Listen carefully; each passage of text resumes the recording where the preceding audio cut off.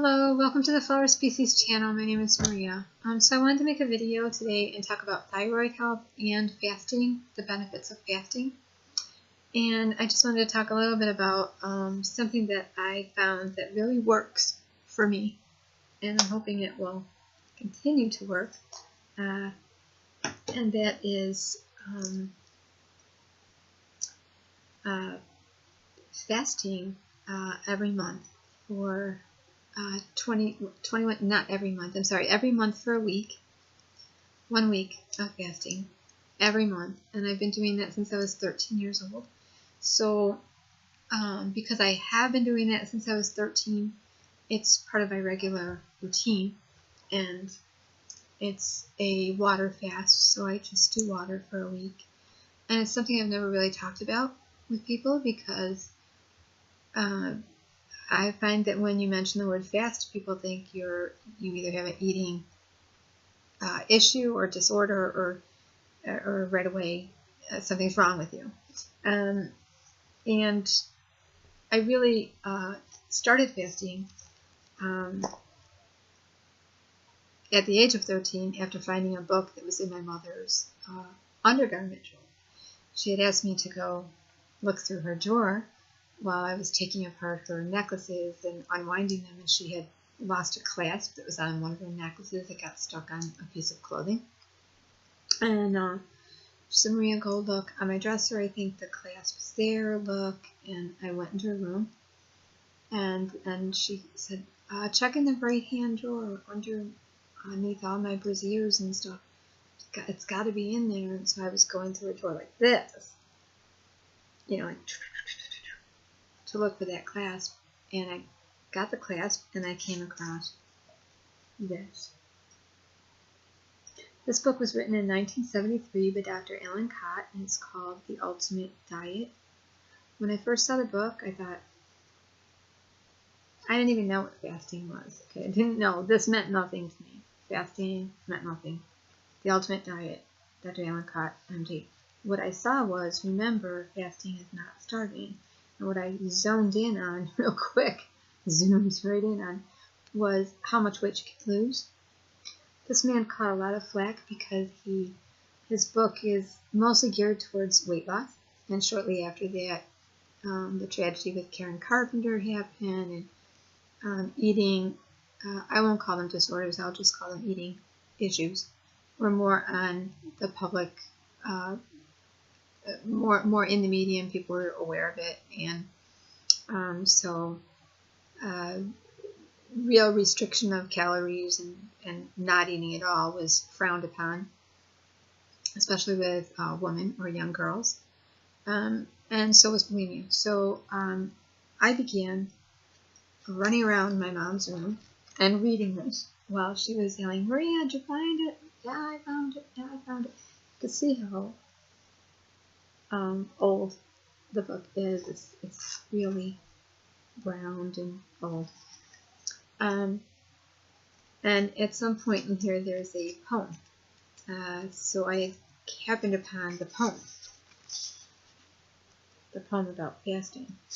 And I was running around the room going, "Mom, I found it. I just had to put everything back in your drawer and I'll be right out. I'm just putting everything back away." And she was like, "Never mind, just bring me the clasp. Hurry up." And then suddenly she was in the room and she saw me and, "Give me that book." Because my mother was a diabetic. She was insulin dependent on 3 shots a day. So this would have been a really bad thing. And it was her little secret of how she was trying to manage her weight, and her mood and everything. She had found something that worked for her. She kept it. My mom became diabetic probably at a juvenile age and didn't know it. And it became known when she was pregnant with her first pregnancy. And it never went away, like when pregnant women get a little bit of, I don't know what it's called, but like when they are pregnant and they get diabetic and then it goes away. It never went away with her because she probably always was. And the amount of insulin she needed, we were told she was probably diabetic from a young girl. But more than anything, what I always noticed on my mother's side of the family is they all had thyroid conditions. my grandmother lived with us, my mom's mom, and she was always over 300 pounds, and I never really saw her eat. And it really messed with my head, really, because my mother was insulin dependent and always watching her weight, very careful about food. She couldn't eat sugar, so she was always like, I can't have sugar, I can't have carbs, can't have certain foods. But she would play with her insulin to kind of like have a little sugar. But that was in her 20s. By her mid 20s, she had her thyroid taken out because she was completely hypothyroid. And she was hyperthyroid, which is exactly what I am. She was going between hyperthyroid, hypothyroid, hyperthyroid, hypothyroid. And how much of this had to do with the diabetes, she didn't know. But they took her thyroid out. So now she was dependent on 3 insulin shots for diabetes and something called Synthroid and Levoxin for her thyroid.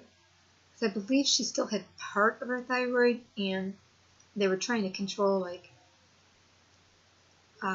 bring her thyroid up to a certain level, and then they would give her the other one, if it was called, like, kind of, I think it was like a PTU, that would study it out. So she was between, like, 3 different medications for her thyroid, 3 shots a day for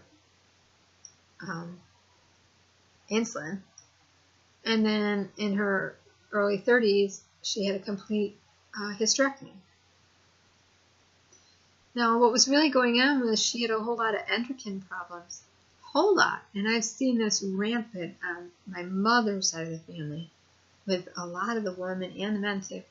And they might not know that that's what's going on, but that's what's going on. So, my mom was really trying to take less of her Synthroid, because she would be like really hyper one day and really rageful and shaky and just like that. And then she'd be so exhausted she could barely get out of bed. And you know, they say what goes around comes around. When I was a young girl, it really does. When I was a teenager, approaching 10, 11, 12, 13, that pre-puberty age that you just don't get along with your mother no matter what you do. I can remember looking at my mother and just being like, what is wrong with you? Why are you so hyper? Why are you like you want to fight with everybody all the time? You're very like, she would just come, wake up, charge, you know, and come home from work and just be like, leave me alone. And I remember like trying to like want to drag her out of bed, and she just couldn't. She had no energy. And then one day I walked into her room and she was literally just cursing at her Premarin, her estrogen, which is replacement hormones for her uterus, her cervix, and her ovaries. She was cursing at her Synthroid and Levoxin and the other pill. And she was just like throwing it all around the room, like, I'm done with it. I'm not doing it. And when I found this book, she chased me around the room. It was really kind of funny because I would go to one side of the bed, she would chase me, I would go to the other side of the bed. You know, and you're doing that, running back and forth. And I kept saying, Mom, I'm just reading the poem. There's a poem here. I'm reading it. I don't know what this is about. I'm just reading the poem. But I had already read the front. It said, starting today, you can begin the ultimate diet. When you fast, you eat nothing at all and lose weight the quickest, easiest possible way. You may lose up to 5 pounds in one day, 10 pounds on a weekend, or 20 pounds in a week. Now, that could happen, and it has happened, but it doesn't stay off. So it's really, really important to know that if you're at your goal weight, you don't want to do this to diet. So anybody that does have eating issues, don't do this for a diet. If you know you've overindulged, excuse me, if you know you've overindulged and you really feel uncomfortable and just everything's sluggish, give your body a rest and just don't eat for a day or two. You won't die, unless you're on medications or something that you have to eat with it. Talk to your doctor. Make sure you have a good, really good idea as to why you're doing it. My mother found that she did not have to take as much insulin, and she did not have to take as much of her thyroid medicine or her, I can't think of the name of it, Depremarin, when she just didn't eat as much food. And she was a light eater, and she was always gaining weight. She still remained hyperthyroid, hypothyroid. What we know now is what we have in our family is very autoimmune. It's Hashimoto's. You're very hyperthyroid, you lose a ton of weight, you're not doing anything to lose weight, you're actually eating a lot of food and you're losing a ton of weight, and then you're gaining a ton of weight. I mean, you can eat a lettuce leaf and gain 20 pounds. I'm serious. To give you an example, I have pretty much stayed for about 5 years at 110, 109 to 110, maybe 107 to 110. Now I only get down to 110 about 2 months out of the year. The rest of the year I'm hovering between 120 and 121, and I'm not eating much at all. And I'm getting a lot of exercise, so it makes no sense. But and sometimes I'm steadily gaining every day, and yet I'm not. There's no reason for it. I'm running like crazy and burning tons of calories and gaining weight. So it can go either way. You can be eating all day and all night, and I mean just scarfing food because you're starving all the time, and be losing weight and you're hyperthyroid. I mean, it doesn't matter. You can eat all day, eat all night, eat all day, all night. You're going to lose weight. And then barely eat anything, and you're going to keep gaining weight. And I mean quite a bit. You could gain up to 30 pounds without blinking. It's magic. Okay. So I followed all kinds of programs. I've been on Tapazole, a medication for hyperthyroid. The end result of hyperthyroid is always going to be, eventually your thyroid's going to crash and burn, and you will be hypothyroid because it's been overworking. If your thyroid was hypo for too long, the end result is going to be crash and burn, and you'll be more hypothyroid. So makes sense to regulate it. Fasting actually regulates everything. It's a reboot for your body. It's like when you're stuck on buffer on your computer, and I use this all the time, but honest to God, it will help you connect spiritually to God and to your purpose in life and to what your dreams and your goals are. It'll just clear out all the... It's just like if ever you've experienced a day where you've eaten lighter and you've felt better, that's how you're going to feel when you fast. If you think of fasting as abstaining and not starving, and you take a kind of attitude of, I could break it in any time I want and eat something if I get too hungry. There's no hard fast rules. It's not like you have to, okay, if I said I'm going to start fasting today for 3 days, if I decided I wanted a cracker in the middle of the afternoon, I'm still going to reap the benefits of fasting. So it's okay.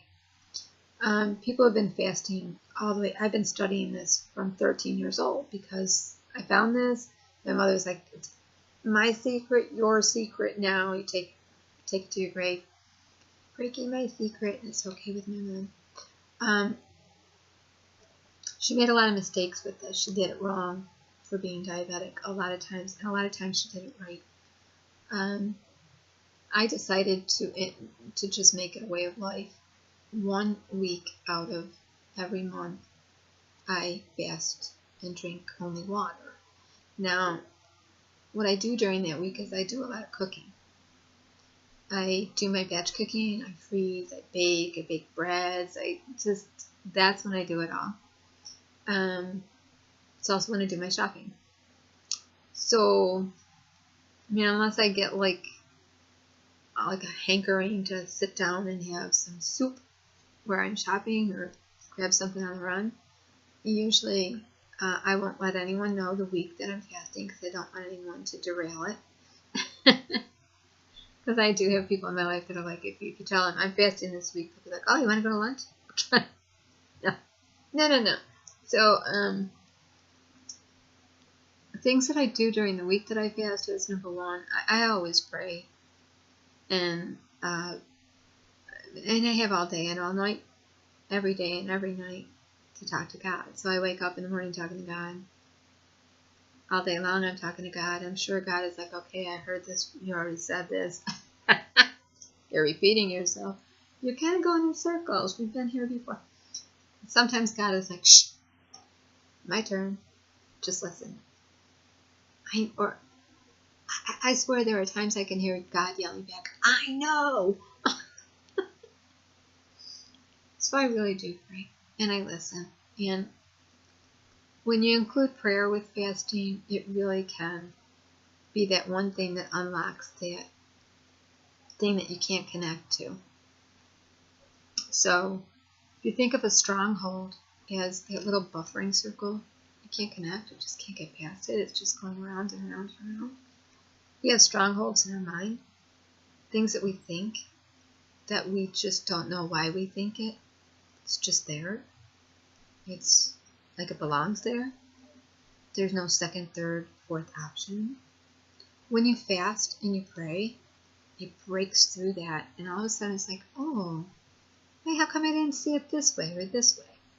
So it really breaks those mindsets. It breaks generational illnesses. Really things that it can even bring on reconciliations and favor. You don't want to use this as a way to manipulate God and say, God, I want a car, and I want it to be blue with headlights that are pink. I don't know, whatever. You can't really manipulate God like that. And a lot of churches will fast at the beginning of the year. They'll do a Daniel fast, 21-day fast. I find this with mega, fundy, and Pentecostal and evangelical kind of churches. Every year we'll be doing a 21-day fast with collective prayer requests. And maybe they want to buy a church building. Maybe they want to redecorate.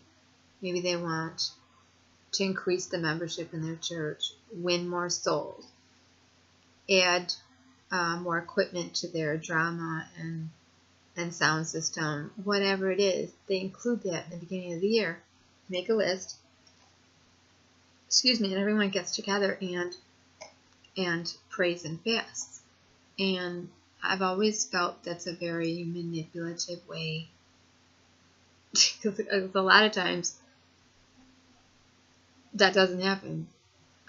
Instead, what happens is God helps you to see what you think you needed, what maybe you were planning on, what your goals were for your church or your individual life. Shows you a whole different path. And I want to make sure I said that right. So I don't do this to lose weight. I do this to regulate my thyroid now, but from 13 to now, I've done it mostly to make sure God's will is being done in my life and not mine. So there's been many times in my life that I have not understood why. Just why. Why did this end up this way? Okay, now that I've taken personal responsibility for everything I can in my life, and I've done everything I could to make it right, and I'm not blaming, and I'm not judging anyone else, and I don't have unforgiveness, I don't have any resentment, now that I've checked all that. Why? Is it still not why? That's a stronghold. And I have relationships like that in my life. I have situations in my body like that. Before I went off all opiates in 2009, and then again last year I tapered down off of the muscle relaxer I was on, and off the one anti-anxiety medication I was on, a sedative. I had been on those drugs for 35, 40 years, and fentanyl patches. I tapered off everything from 2009. I've been on nothing. And now, I said I will taper down those last 2 pills, and I did. And how did I do it each time? Fasting and prayer.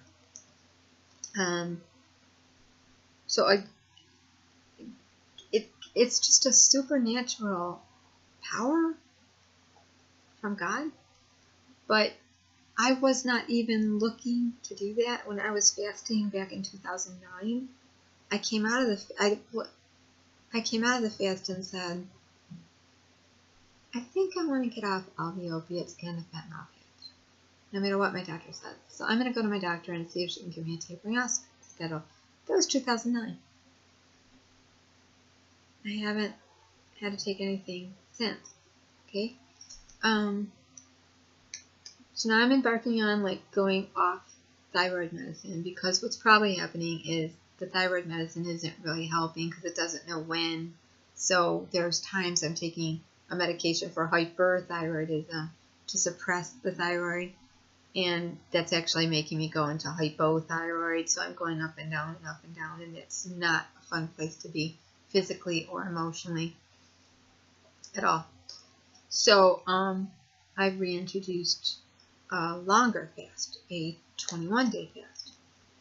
I usually do a 21-day fast 3 times a year, and then I do a 7-day fast once a month, every month. 21-day fast. There's a couple things you'll notice with even a 7-day fast is that maybe it's different for everybody, but for me around day 4, 5, or 5, 6, I have what's called a cholesterol dump. Everyone does, but depending on how high your cholesterol is, or if you have high blood pressure, your blood pressure will actually go up and spike, and you'll feel kind of crappy that day. That's the day you might get a really bad headache, or you might not. So it really just depends on you. For me, I don't get headaches the first, second, or third day. I might start getting a headache maybe my 5th day, and then it lifts. When I do a 21-day fast, I do use supplements during that 21 days. I make sure, even though I'm not so sure about the vitamins, if there's any validity to them, if they really work or what, I do stick with magnesium, vitamin D, and all like a multivitamin, and then my vitamin D, and what I normally would have gotten from my food, like my calcium. I'll take a calcium supplement. Water. I drink. I don't usually drink water in a bottle like this, but I'm kind of in a situation now where pipes are being worked on, so I have to keep buying water.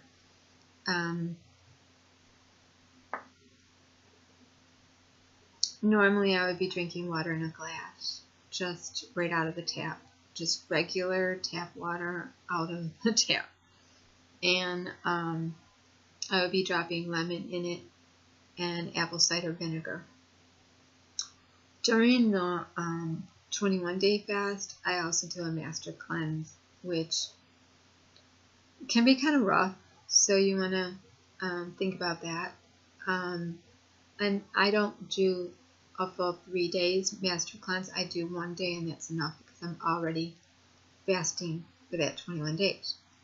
I usually do my 21-day fast right before Easter or around Lent, that Catholics are familiar with. And then I do one, usually I will be gearing up for one after Thanksgiving, right into Christmas. and then I'll break the fast and begin eating again at Christmas. So I don't do one in January. And then I do one in the summertime. So if fasting is not a really scary thing, if you think of it like, that's what I found, if we think of it like the many diets that are out there. If you go on a paleo diet, I can never say it right, paleo diet, or a ketogenic diet, or an Atkins diet, or Atkins, ketogenic, there's a ton of diets out there, paleo, you're giving up whole food groups. If you're vegan, you're giving up meat and meat byproducts. If you're vegetarian, you're giving up mostly meat and sticking with fish and vegetables, and some won't eat fish. If you're fruitarian, you're only eating fruit.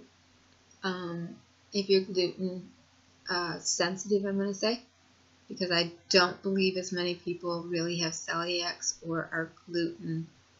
I don't believe people are really allergic to gluten as much as we are all sensitive, and some are more sensitive to what they've done to a glucoid molecule, where they've expanded it, they've blown it up, they've impregnated it, and so that they can mass produce that wheat.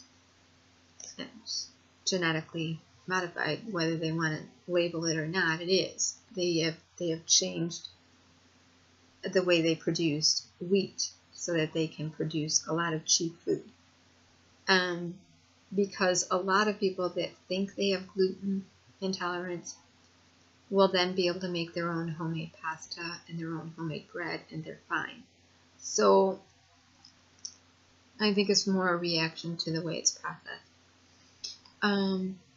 But a lot of people don't eat any pastas or any breads, or so there's all kinds of things that we do in our normal everyday eating, and we don't think, oh my God, you're fasting, you know. So if you take the negative out of this, it's really, really cool.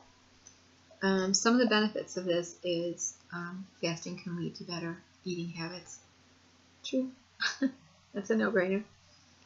Fasting helps you physically and mentally. Yeah, it does. There's a clarity, a calmness. Fasting heightens spirituality. Yes, absolutely. Like I said, there are strongholds that we have in our life that we don't even know we have. We're just in redundant cycles and we don't know why. And those bubble up. There are things that we hold on emotionally, and deep spiritually wounds in our soul that will bubble to the surface. So you might be a little more weepy or emotional or cranky. And it's not because you're hungry, it's because you're becoming more raw, you're bearing yourself and more open to the spirit and what things need fixed in your life. So that's a really good thing. And that ecologically makes sense, and it really does.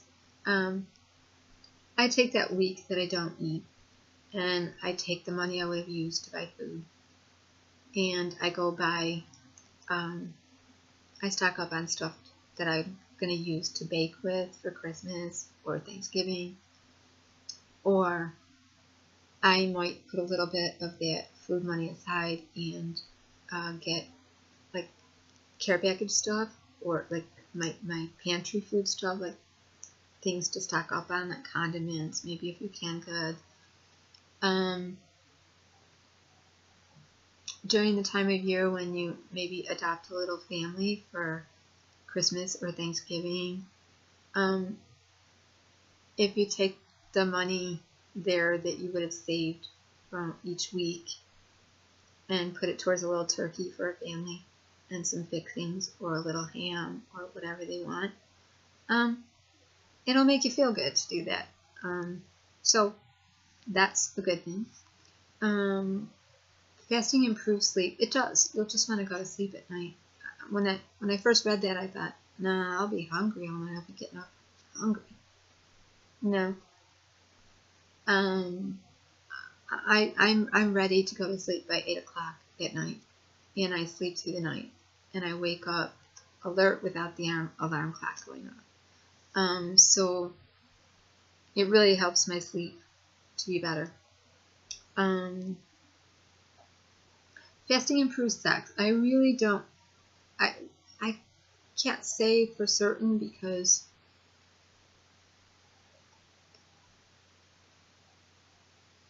I've been fasting since I was 13. So I don't have anything to weigh it against.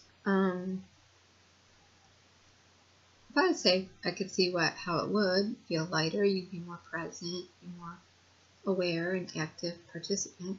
So there's that. Fasting lowers blood sugar and cholesterol levels eventually, if you make it a way of life. If you just fast like once or twice a year, no. And you will hit that spike where your blood pressure will go up because your cholesterol dumped during the fast. So you really want to make sure to, if you're on blood pressure medication, don't do this without checking with the doctor. If you have eating issues like you have laxorexia, axorexia, anorexia, bulimic anorexia, any of those things, don't do that. Don't. I'm going to tell you right now, if you're already a small person and you start trying to not eat to lose weight, if you're already within your BMI weight zone and for your height, your weight is normal, and you start trying to go down further, you will actually gain weight later. You will lose like maybe, for a woman, I found that women lose about 1 to 1.5 pounds. Men maybe 2 pounds to 2.5 on fast. But women that are within their normal range of weight and men that are in their normal range of weight, they might lose it in the very beginning and then gain more later, and you don't want to be going up and down. So, no, you're just losing water and waste, and you could just eat lighter and increase your fiber and drink more water if you want to do that, and exercise. So, this is not good. And just a quick word about the 21-day fast. 21-day fast is just you can either just pick vegetables and fruit, no meats, no carbs, no pleasant foods, that kind of thing, no pastries, or which most churches do, or you could just not eat for 21 days. There are all kinds of fasts. I'm going to talk about a few of those in a while. Incorporating fasting into your life really is the best detox there is. And if you think about it, a person's not feeling well, they go to a hospital, the very first thing they do is take them off of food. So it's not a bad thing. But my mother, being so diabetic and trying to get her very hormonally challenged body into shape, really did that wrong a few times. I have never done it wrong. I've always been very, very careful. I have done a 21-day wrong, and I did a 40-day wrong by not breaking the fast well, and I couldn't break it well. So before you fast at all, you want to start lessening your food before you go into any fast. I don't care if it's a 1-day, 3-day, 5 days, 7 days, 15, 21, 30, 40, whatever. You want to lessen your food. Think of it like preparing for a colonoscopy or a medical test. They'll start telling you to go to clear broths, Jello, that kind of thing, and don't put any milks and stuff in your coffee or your tea. And then to water, right? And then when you start eating again, you shouldn't, but I know a lot of people do. You shouldn't just start eating again after you've been clean as a whistle and your intestine's been resting that whole time. You shouldn't be like all of a sudden gorging yourself at an all-you-can-eat buffet. But I've known people that have left colonoscopies completely cleared out and sat down and stuffed themselves and ended up back in the hospital. So don't do that. You will be so sore. Just ease out of your fast. This book tells you how to ease into a fast and ease out of a fast. This goes for juice fast too. You don't ever want to be eating solid food today and just start going to juice tomorrow. I don't do juice fast because they make me bloaty and belchy and nasty feeling, and more hungry. So I just don't eat. So there's that.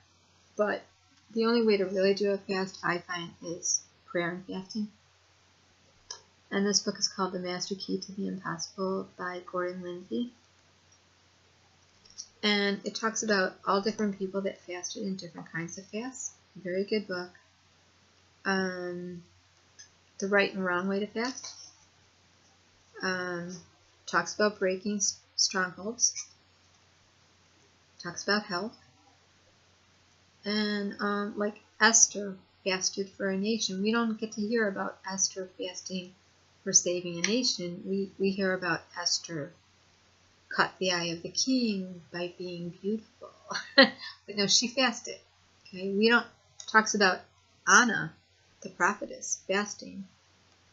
How she received so much prophecy was she fasted. We don't hear about that. Joseph's fast for victory. Moses asked God, "Show yourself to me." He fasted 40 days.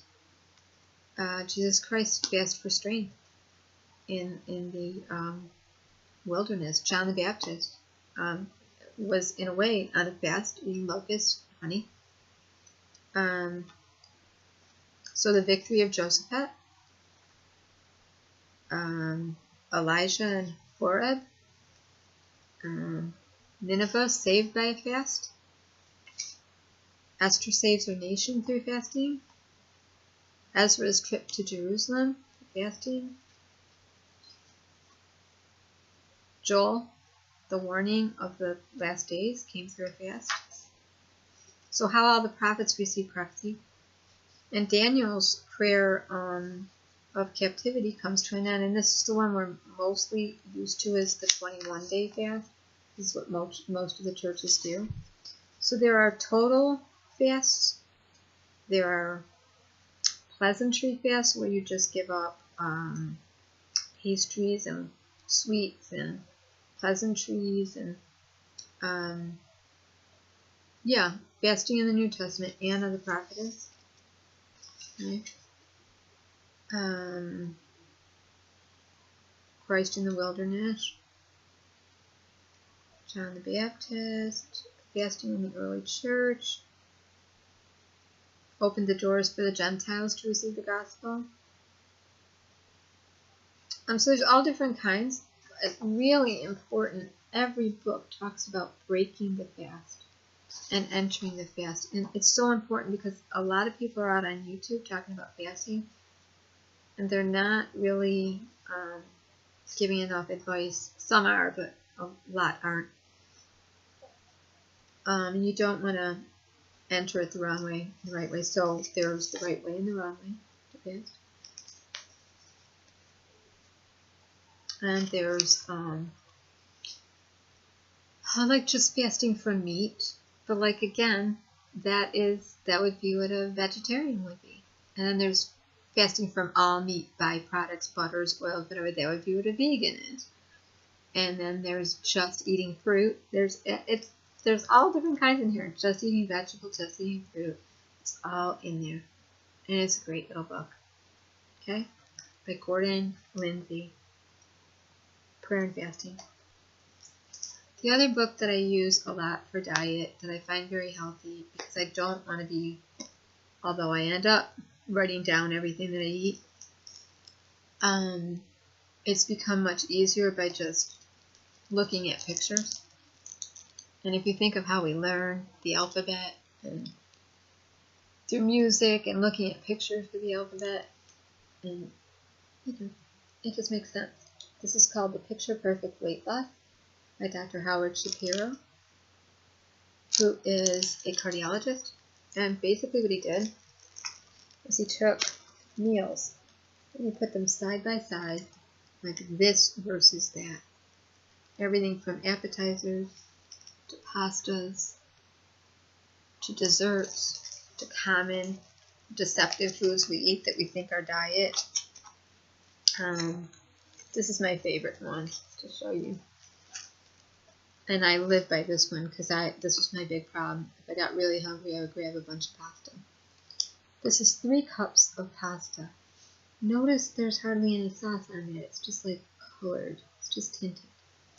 With some zucchini and eggplant over there. It's 630 calories. 630.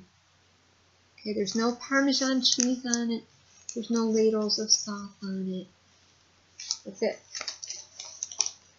Even though the serving size on a box of pasta is 1 cup, most of us eat 1.5 cups, and then might go back for a little more.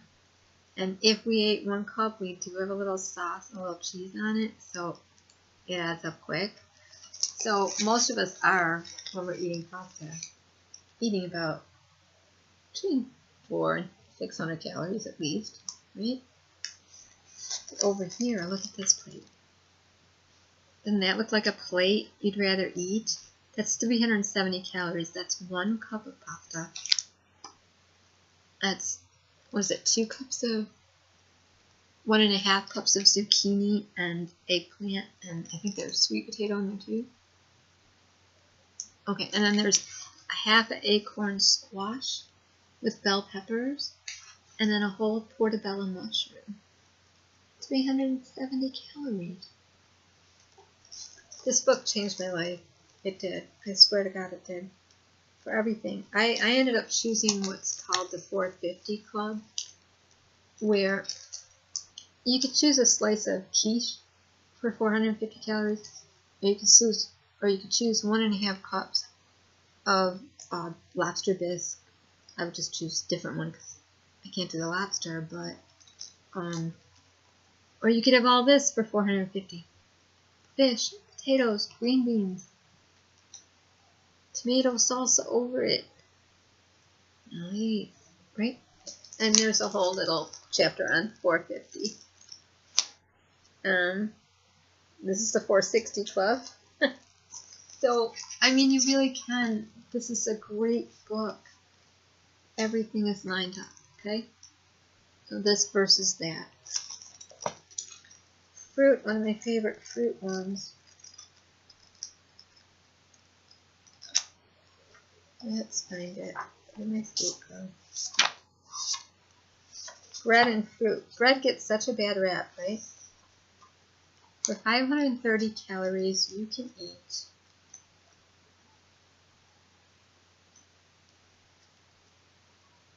well, let me show you the fruit one first for my purple. See how many people that I love out there. You can eat a whole pineapple for 200 calories, or you could grab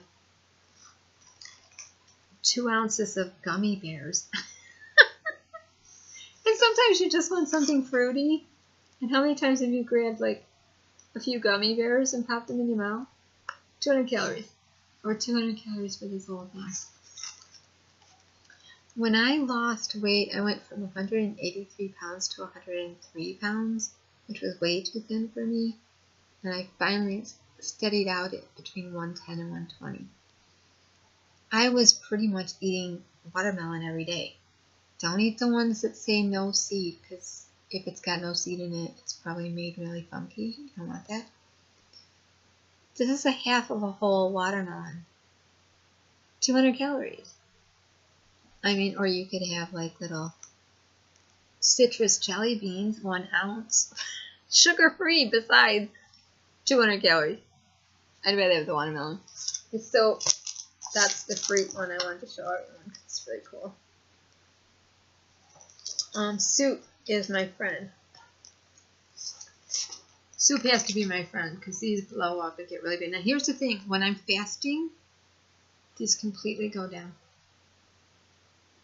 So, good to know, right? Soup, lentil soup, 1.5 cups, 80 calories. A chicken nugget, 1 little chicken nugget is 80 calories. Black bean soup, 100 calories, 1.5 cups. Or 1 little tiny square of cheese. Look at how small that cheese is. That's 3/4 ounces of cheese is 90 calories. Okay? One tiny little meatball. Look at how small it is. It's not even considered a meatball as far as I'm concerned. It's not meatball worthy. It's 1 1/4 ounce. It's got a toothpick in it. It's really tiny. Okay, 100 calories. Meatball is one of the most calorie laden. If you're doing a meatball sandwich right now. Okay. 1.5 cups of curried pumpkin soup. That sounds good right now. 90 calories. So soup is really good. And then bread gets a really bad rap, but you can actually eat, find the bread one.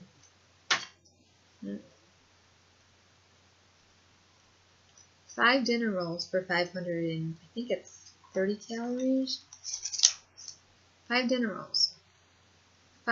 4 English muffins. 4. 4 full-size pita breads. I'll find it. I didn't want to earmark this to smithereens.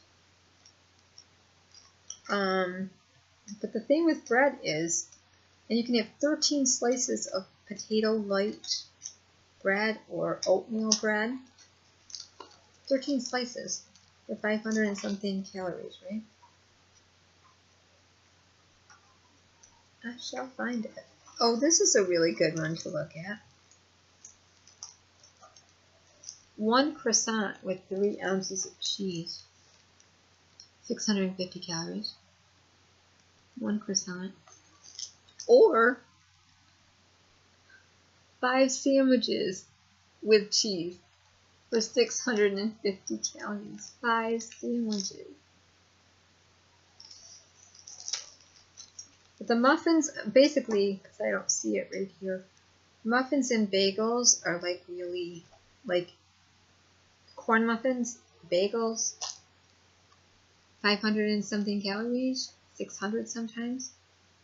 But you could eat 5 dinner rolls, 4 pieces of pita bread, 13 slices of bread, 4 English muffins for the same amount. So bread isn't really the enemy with calories. You could eat bread.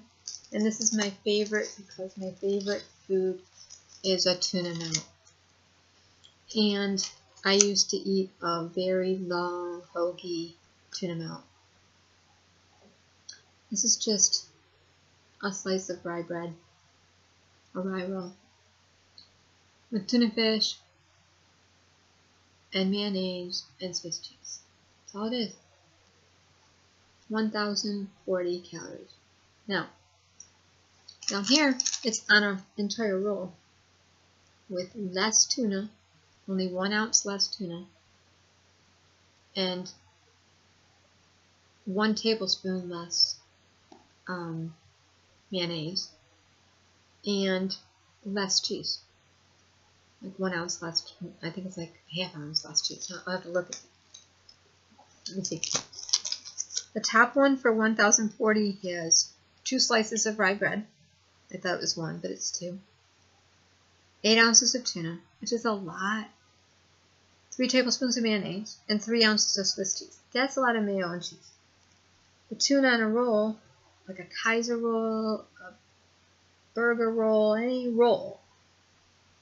6 ounces of tuna, that's still a good amount. 2 tablespoons of mayonnaise, still 1 less.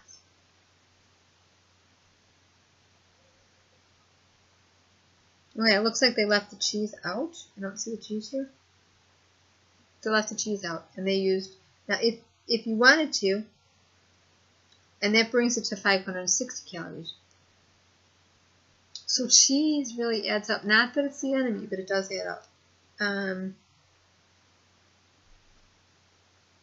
With light mayonnaise, it's even less. It's 460, but I don't like to use light or non-fat stuff because it's usually got more sugar in it and fattening. and sometimes more salt in it too. And then if you want to do a light bread, 310. So you can bring it down to 310. One of the biggest problems I had when I was overweight was I was eating a ton of granola and yogurt raisins and banana chips, and I would walk over every day to Wegmans, and I would go to the bulk section and I would grab a handful of dates and apricots, raisins. Oh my god, raisins, I lived on raisins, and yogurt and things, and banana chips, and I thought I was eating something so healthy because I was doing the granola trail mixes. 1 cup of low-fat granola is 960 calories. So think about if you're eating those granola protein bars and energy bars. Okay. Raisins, 1 cup, 640. And I was eating like at least 2 of those boxes a day. Cranberries are that time of year. You're going to see a lot of cranberries out. 760 calories a cup. Yeah. So those are the deceptive little things. So that's my whole video. I can't find the bread one right now to show you. But I think you get the idea that there's lots of great choices you can make. And this book just really, really, really helped me. And I go to this book and I flip through it and look at things so that I can make better choices all the time. So again, it's called Picture Perfect Weight Loss, and he just lays out a whole bunch of regular foods. There's even Starbucks in here and places you go to. Choose this or this. And you usually find you're eating more food with lighter calories, and it was just easier for me to connect with the pictures. And then just a really good book for men and women, especially if you're having thyroid issues. You might be finding that you feel the need to eat a lot because you're really hungry. I would suggest even a 1-day fast will break you from that, because what's happening is your stomach is getting stretched, and so you're filling it. So even 1-day fast would lessen that. You wouldn't feel the need to want so much. The other thing about fasting that's really cool is if you are a drinker or smoker, or maybe you do something to excess, maybe you drink wine to excess, or beer to excess, or you drink too much coffee, or you smoke too many cigarettes, you really won't have a taste for that after you fast. You'll kind of like just be like, I want to do it. So it does improve habits. And another cool thing I found to do during the week that I fast is I use my whitening strips on my teeth, and I really scrub the jiggers out of them. And when you're whitening your teeth, you don't want to eat anyways, because you know, if you've got coffee, nicotine, wine, berries, garlic, anything, onion, you're going to be tasting more of that. But especially if you're eating a lot of fruits, you're really going to taste that because it stains your teeth, gets up in your gums. So I use that week to clean my teeth, and then I'm not tempted to eat. I have to remember to drink my water. So remember to do that. That's just another thing you can do. As well as go through your closets, your drawers, go through your junk mail, and just rid. You'll feel so good without putting a lot in your body and ridding elsewhere. It's just a good declutter of your body, and when there's less clutter around, your mind is clear. But for those that really do struggle with ferocious hunger, which is what I deal with whenever my thyroid goes, or whenever it goes out of the euthyroid range to hyper or hypo, I'm starving, and it's a bottomless pit. So this is a really cool book that I've had for years called Why Wait? A Guide to Ending Compulsive Eating. Okay, it's by Geneen Roth, and it's really a workbook. So, let's see, I've had it a while. There's questions you can ask yourself. I didn't write in the book, and you can see how old it is.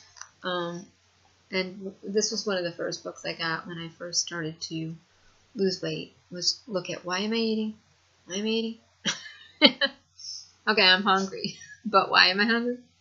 And it's a spiritual book. I'll just read a little bit of the back. With the publication of her groundbreaking books, Feeding the Hungry Heart and Breaking Free from Compulsive Eating, Geneen Roth has helped hundreds and thousands of people win their battle against destructive binge diet cycle. And this is for people that are constantly going on diets or that special occasion. You're going up 30 pounds, down 30 pounds. You're losing 30 pounds, then you're gaining. First, get your thyroid checked, but then read this book. Read it. It really, really helps. Geneen Roth. I think I said Roth the first time. You'd be surprised how many times you really are thirsty and not hungry. And then we get ourselves into mindsets where we think, well, I exercised today. I was busy running all day. I went to the gym today. I ran today. I walked fast today. I used my resistance bands today. I did laundry, vacuum for 3 hours, blah, blah, blah, blah. I can eat. Surely no. Because then you overeat. Or we get ourselves into and this is just a few things she notes here, of where you see you didn't lose weight and you were eating nothing. So you say, well, screw it. You eat everything. Okay. You have to eat to lose weight. That's why this is not going to work to lose weight. This is for detoxing your body. And this is why this man caught a lot of flack. Because it's not a good way to lose weight. The result will be you'll lose weight, but you'll gain it all back. And it's not good for your heart. It's not good for your kidneys. It's not good for your pancreas. It's not good for your liver. Just ask Dick Gregory. He's dead right now because he did a lot of fasts. Okay, a lot of people that do too many, it's not good for your organs. Not good for and before you fast, you want to check your potassium levels, your electrolytes. You want to go to the doctor, make sure you have enough sodium, not too much. All of it. Really, if you have a heart murmur, if you have a heart palpitation, you don't want to be fasting. You don't want to go sit in a hot sauna if you're fasting, if you have high blood pressure. So many things I learned the hard way. And just don't do it, okay? Check with your doctor. If you look at this book and this book,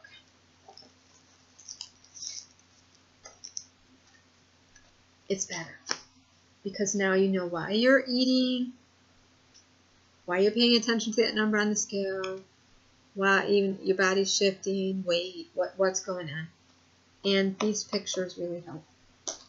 She talks about something here that I really have seen happen, where your weight will always go up before it goes down. And if you think of a scale, when it's weighing something, I forget what you call those kind that are like, something's on one side, something's on another. Like a teeter-totter. You first get on a teeter-totter, it goes like this. Right before you actually lose the weight, your body will make a last attempt to grab onto everything. Hold on to whatever it can. Water, anything. Waste, anything. We'll try to hold on to it. If you wait that at least 24 to 48 hours, you'll all of a sudden see that drop. But before that drop, it goes up. And that totally freaks people out, and I totally get it. And if you go up after you've been dieting and being good all week, and you go up and you're going up every day, your body is trying to hold on to weight. Because it's resisting it. And then if you wait, it actually does go down. But a lot of times we jump in and say, well, screw this. I'm so frustrated. I haven't been eating, and the weight's going up. Because you need food to lose weight. You need food. So, if you find your goal weight and what your calories should be, you create your deficit, and then just keep going with that. I am no expert at this yet, because as long as my thyroid's going up and down, I will still be going up and down, and I can't try to counteract that by not eating.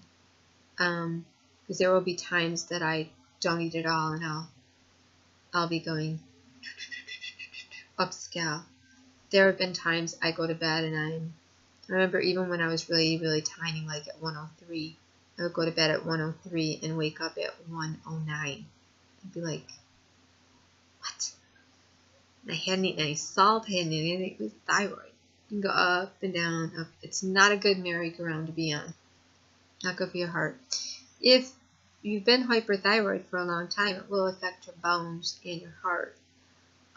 Many people that are hyperthyroid with Graves or with Hashimoto's that go up and down, it eventually causes heart failure, bone loss, you get short. So you want to try to regulate it. One of the best books that was sent to me by Kari, a friend of mine, was Andrea Beeman's book, The Whole Truth About Food. She was diagnosed with an autoimmune hyperactive thyroid. And her options were the book's in the other room, I think. I'm looking for it. It's in the other room. I will go get it real quick. I showed it in another video. Andrea Beeman, thyroid specialist, life coach, wellness coach, integrative nutritionist, chef. She literally saved her own life and saved her thyroid and turned it all around by just eating the right foods. And she didn't go on medication, and she didn't have her thyroid radiated. And that's the path I've chosen to take. And I'm just at a point now where these are solidifying, and when they do swell, I really can't swallow it all. Or breathe right or talk right. So it's so this has to turn around. So I'm doing a lot of fasting with prayer to break these little strongholds, and because they've solidified to a point that where I'm already fusing in my neck. So to go into here would be very dangerous with the new ones that are fusing. So I'm just believing that God's going to figure it out for me as I do what I need to do. But it's really important to know the root cause of your thyroid issue, and not to just go with the radiate the thyroid, get rid of it, or go have it taken out and be on medicine for the rest of your life. That's not the problem. A lot of times it's leaky gut. It's the food you're eating. It's an intolerance to foods combined the way you're combining them. It's a malabsorption problem, and it's an endocrine problem. It's a whole endocrine problem. If you look, you'll find your adrenals are probably making more cortisol. There's so many things involved. When I look at my mother and my grandmother, I barely ever saw her eat. She was just in the kitchen cooking all day, and she wasn't like tasting all day. She was just cooking all day. And then she was always sweating. She was always running around. Big woman, always running around, vacuuming, dusting, cleaning. She barely ever sat down till the end of the night. And she would sit down and she would watch a little TV, but she was up, down, all over. Up and down stairs, grocery shop. She was active. She was huge. Huge. And it just really, really screwed with my brain. I would watch my grandmother who would eat out of this little cup, little meal. And my mother who would be looking around, because I think it screwed with her head too. She'd kind of look around and be like, okay, I can't have sugar, I can't have carbs, I can't have this, can't have that. And then, as a young girl, I would just be like, I didn't even see Grandma eat. She got fat. How did that happen? Whoa. You know? And so for about 10 years, I gained. I went from my typical 110 to 120. I went up to 183, and I stayed between 173 and 183 from 110 to 120. 183 for 10 years. Now, my doctor thinks what was happening was that I was going hypothyroid and hyperthyroid at that time. So I was very hungry. My weight was increasing. I was dieting. I was eating all low fat, no sugar. I was eating really like stupid stuff. And then I would get so sick of eating diet food, I would like order takeout, like a pizza on the weekend or calzones or something. So no good. And it's the same way for women. I know a lot of women. I'm not a wine drinker every day. I've never been. I remember my gynecologist saying one glass of wine is good in the evening or whatever. And I've never been. I'm more of a about this much of wine.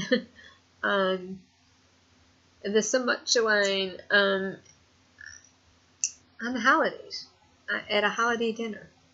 And how often is that? Christmas? New Year's?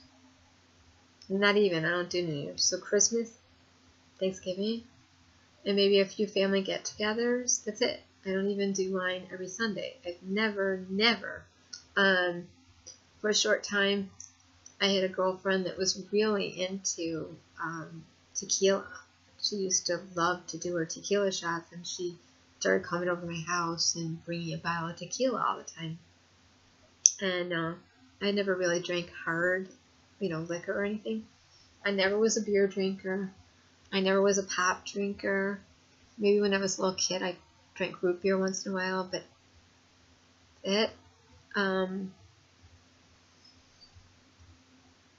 I always liked water. So, but I have so many friends that are like, well, they diet, and then they go get like these energy drinks full of sugar, and or they go for their wine or their cocktails, and the wine gets them in trouble, and they're thinking, well, I'm just drinking wine, but it's full of sugar. So I guess you got to pick what calories you want, but those are the things I've found. And where I get myself in trouble is if I do too much coffee. I used to do 12 cups a day. Now I barely do one. And I can tell you, my teeth are saying, thank you. They really are. So, and I have more calm energy. And my esophagus is saying, oh, I don't need that second Protonics a day for acid reflux because you're only doing 1 cup of coffee a day. I think I'm almost to a point where I could pass the word of wisdom, kind of. I could actually say, okay, I only have a cigarette like once in a great while. I only have like diluted half a cup of coffee maybe a day. What? A couple sips of wine on a holiday? I'm pretty close to, if I was going to be a Mormon, right? Pretty close. As long as I can hit my hot chocolate, I'd be fine. So, alright, all that said, I just thought I would share some of my things I found out with dieting and all. And not so much, I don't want to call it a diet, just I've been wanting to do a little this and that. So these are the books that I go by. My Mom and My Little Secret Book, Fasting the Ultimate Diet by Dr. Allan Cott from 1973. Prayer and Fasting by Lindsey. The Master Key to the Impossible. Okay. Why Wait by Geneen, Roth, Ending Compulsive Eating, and Picture Perfect Weight Loss by Howard Shapero, Dr. Howard Shapero, who is a cardiologist. And by the way, my cardiologist told me to get this book. He recommends it to everybody. Thank you. Have a nice day.